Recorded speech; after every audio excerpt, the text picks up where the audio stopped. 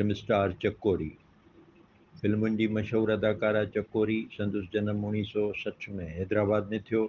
हिन पंहिंजे फिल्मी कैरियर जी शुरूआति 1971 में सिंधी फिल्म महबूब मिठा खां कई। बाद में हिन मुश्ताक चंगेज़ीअ सां गॾु फिल्म प्यार कयो सिंगार में किरदारु अदा कयो। इहा फिल्म सुपर हिट थी।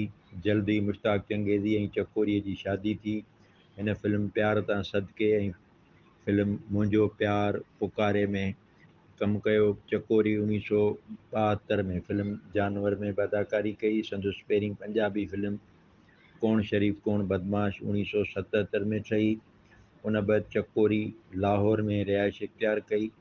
चकोरी जे सुपरहिट फिल्मुनि में मौला जट बि शामिलु आहे। चकोरी मजमूई तौरु 55 पंजाबी, 12 सिंधी, 11 उर्दू ऐं 8 पश्तो फिल्मुनि में अदाकारी कई।